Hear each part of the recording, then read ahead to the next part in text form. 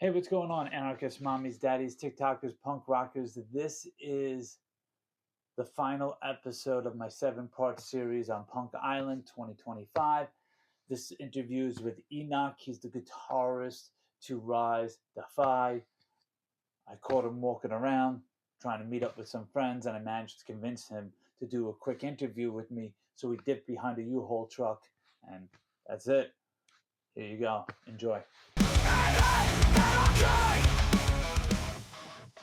Okay, my name is Skeeter Enoch Thompson. I prefer to be called Enoch. I am from Bellisclose, Virginia, but you might as well say from DC's like neighbors. I have 3 grown kids, and I play in a band called Scream.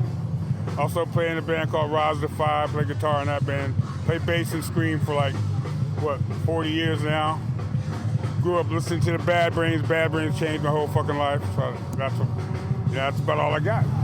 Okay, do you think punk or hardcore is dead? Never, no. I always knew it would come to this, get it finally, or respect, so to speak, in the world of music and find its place. Punk, hardcore, new wave, whatever, avant-garde, it's all alive and thriving. It's a big wild world out there, so, and new kids are hearing about it every day with this new technology, so it'll never die.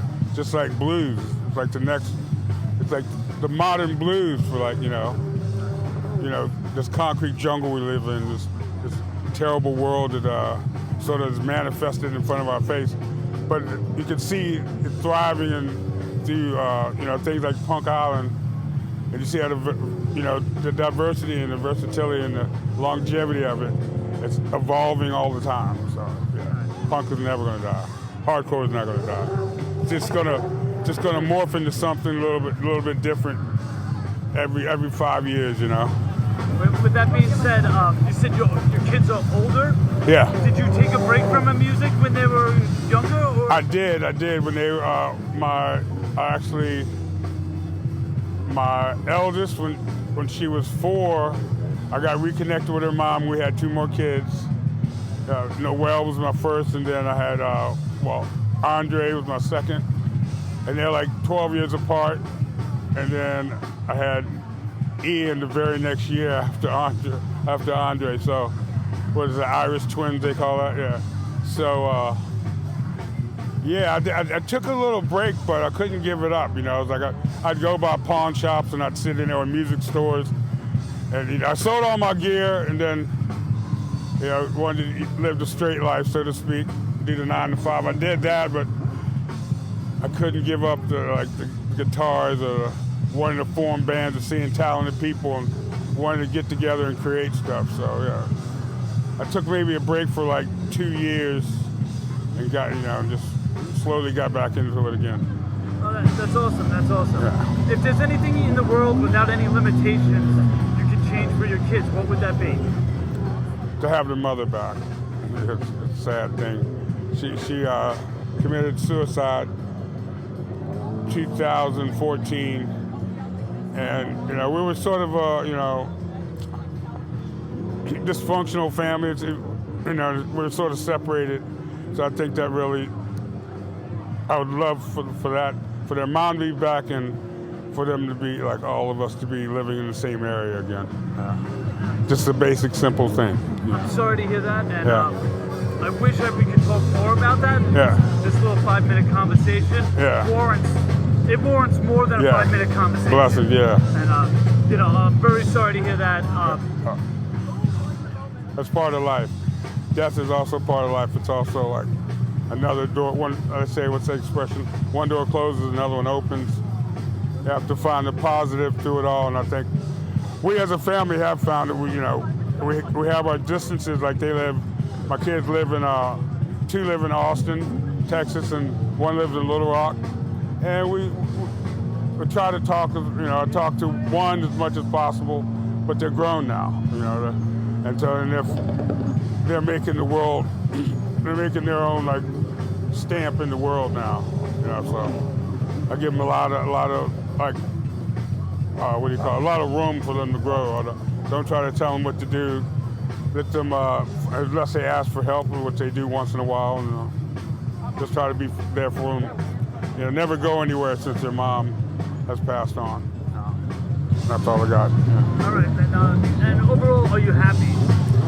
Happiness is something you have to work at. Yeah, I'm happy. I'm also sad and full of anxiety and worried about the world and the condition that people, it's in right now with the political structure happening in just about every country, every continent, and how the rich are taking over but I think movements like the punk movement sort of gives a pushback to all those greedy people who just want to destroy and just so they could just so they could conquer things, just so they could have more money and more material things. So yeah, I think it's a big change about to happen. I think it's going to be another movement, much like Summer of Love, and revolution, but a peaceful revolution, hopefully, where the people stand up for their rights and don't give in to the oligarchies and people like that. Yeah. No, absolutely. I think that's a great thing about hardcore and punk. Everyone's kind of aware of the 1%, whatever you want to call them, the elite, trying to turn us against each other. But you come here, like you said, you see a lot of diversity. Yeah. Does that give you hope for the future? Oh yeah, always. That's why I love.